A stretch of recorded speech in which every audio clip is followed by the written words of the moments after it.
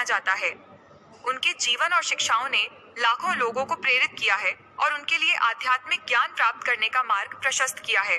शंकराचार्य के जीवन काल में हिंदू धर्म गंभीर संकट में था। उस समय चारवाक, लोकायतिक, कापालिकर, शाक्त, सांख्य, बौद्ध और माध्यमिक सहित लगभग 72 हिंदू उप संप्रदाय थे। उनके बीच अक्सर संघर्ष होते रहते थे। लगभग सभी संप्रदायों में अंधविश्वास और अनैतिक प्रथाएं मौजूद थीं। जिस भूमि पर वेद, उपनिषद और भगवत गीता की उत्पत्ति हुई, वहां धार्मिक मंडलियों में पूरी तरह अराजकता थी।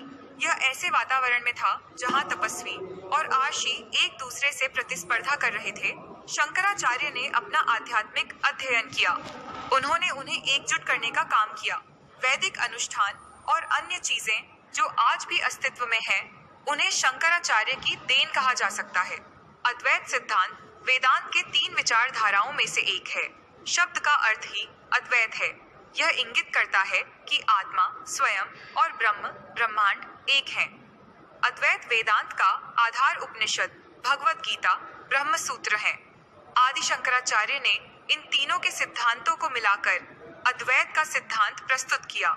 यद्यपि श्री राम और श्री कृष्ण जैसे अवतारों ने दुष्ट आत्माओं को मारकर भौतिक रूप से धर्म को पुनर्स्थापित किया, लेकिन शंकराचार्य का अद्वैत विचार उन हिंदू संप्रदायों को एकजुट करने में सक्षम था जो थोड़े समय के लिए एक दूसरे से लड़ रहे थे, केवल ज्ञान के माध्यम से।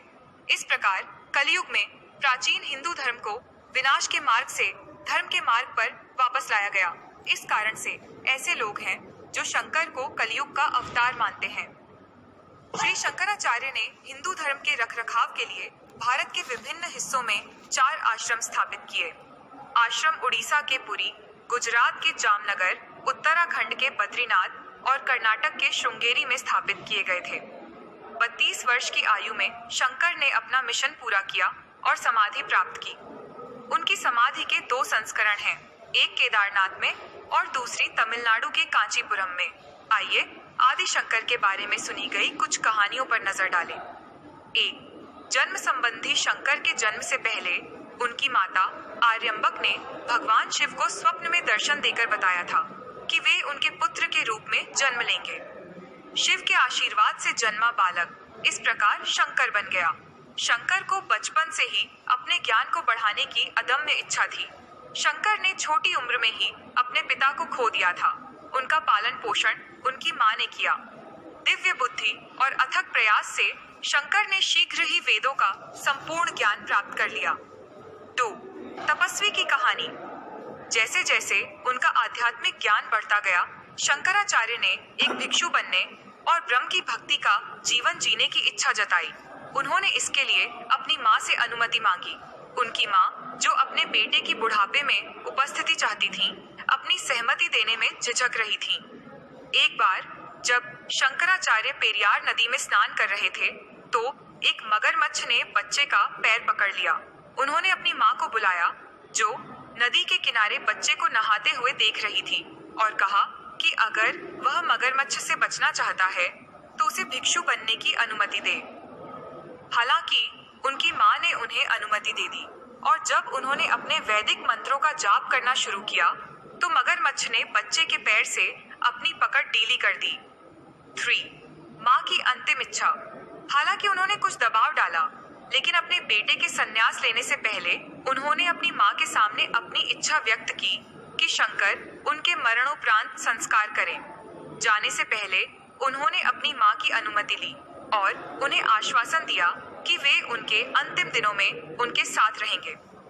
दिव्य दृष्टि से यह महसूस करते हुए कि उनकी मां के दिन गिने हुए हैं, शंकर अपनी मां के पास आए और उनके मरणोपरांत संस्कार करने के बाद ही वहां से गए।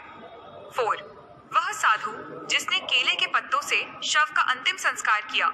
उस समय की रीति रिवाजों के अनुसार सन्यासी के लिए शव संस्कार करना वर्जित था। इस कारण उनके अन्य रिश्तेदार यह कहते हुए अंतिम संस्कार में शामिल नहीं हुए कि शंकर के लिए यह अनुष्ठान करना उचित नहीं है। आम हिंदुओं के शवों का दाह संस्कार मौवे और चंदन के पेड़ों की लकड़ियों और सूखे गोबर के छिलकों से किया जाता था। हालांकि चूंकि अन्य रिश्तेदार ये चीजें भी नहीं ढूंढ पाए, इसलिए शंकर ने अपनी माँ के शव का दाह संस्कार सूखे केले के छिलकों और पत्तियों से किया जो उन्हें आसपास मिले। 5. शंकर और चांडालन। एक बार आदि शंकराचार्य काशी में स्नान करके नए कपड़े पहनकर अपने शिष्यों के साथ मंदिर जा रहे थे। रास्ते में एक शराबी चांडालन अपने युवा साथियों कुत्तों के साथ उनसे मिला। गुरु के शिष्यों ने उससे कहा, चले जाओ, चले जाओ। इस मासूम अनुरोध से चांडालन क्रोधित हो गया। उसने गुरु से कुछ प्रश्न पूछे। 1.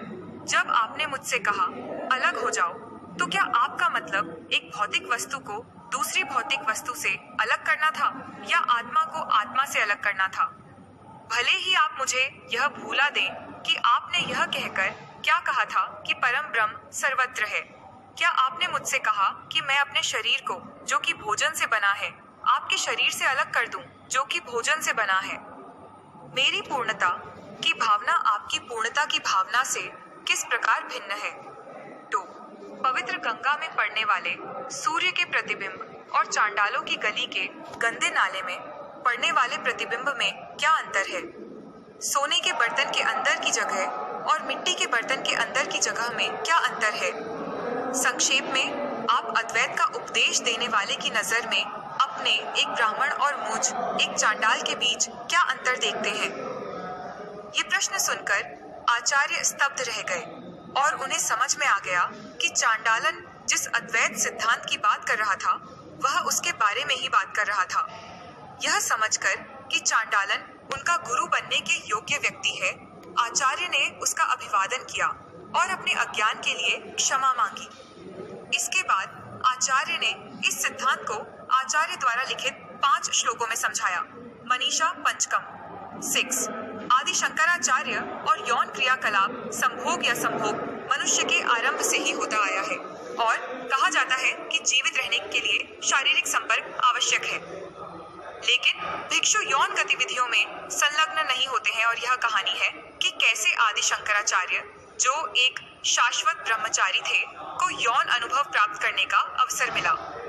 एक दिन आदि शंकराचार्य और मदन मिश्रा नामक एक विद्वान के बीच बहस हो गई। मदन मिश्रा उस समय के सबसे महान विद्वानों में से एक थे। उनकी पत्नी भारती भी एक विद्वान थी और वे मध्यस्थ के रूप में बैठे और बहस 18 दिनों तक चली। शंकराचार्य स्वयं तर्क में विजयी हुए, लेकिन अंतिम परिणाम की घोषणा करने से पहले भारती ने शंकराचार्य से कुछ प्रश्न पूछे। भारती ने शंकराचार्य से संभोग के बारे में पूछा। शंकर, जिन्होंने एक युवा ब्रह्मचारी के रूप में अपना जीवन शुरू किया था, स्वाभाविक रूप से संतोषजनक उत्तर नहीं दे सके। उन्होंने उत्तर देने के लिए 30 दिन मांगे। उसके बाद योगी शंकर ने एक मृत राजा के शरीर में प्रवेश किया और रानी के साथ संभोग का आनंद लिया। एक ऐसा रिश्ता जो दिव्य स्तर तक बढ़ गया था। 30 दिनों के बजाय शंकर केवल 3 दिनों के बाद वापस आए और भारती के सवालों के संतोषजनक जवाब दिए। भारती ने उन्हें विजेता घोषित किया। 7. सर्व के पीठ पर चढ़ने की कहानी। सभी विषयों में पारंगत व्यक्ति के चयन की प्रक्रिया को सर्व के पीठ में प्रवेश कहा जाता है। इस परीक्षा में उत्तीर्ण होने वाले ही कश्मीर के शारदा मंदिर के चारों द्वार खोल माना जाता है।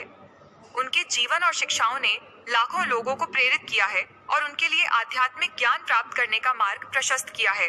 शंकराचार्य के जीवन काल में हिंदू धर्म गंभीर संकट में था।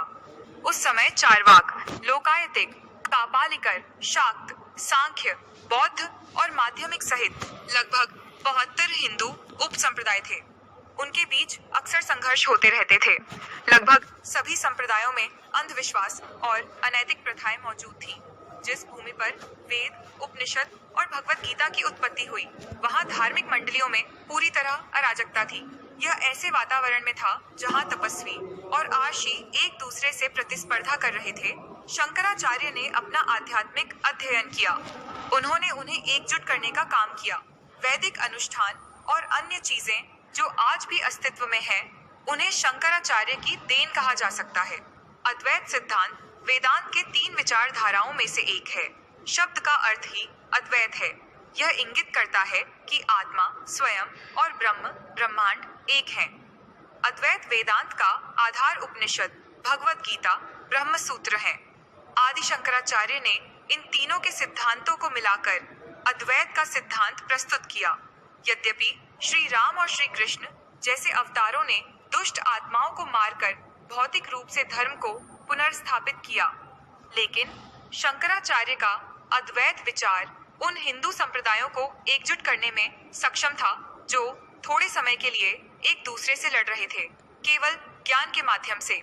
इस प्रकार कलयुग में प्राचीन हिंदू धर्म को विनाश के मार्ग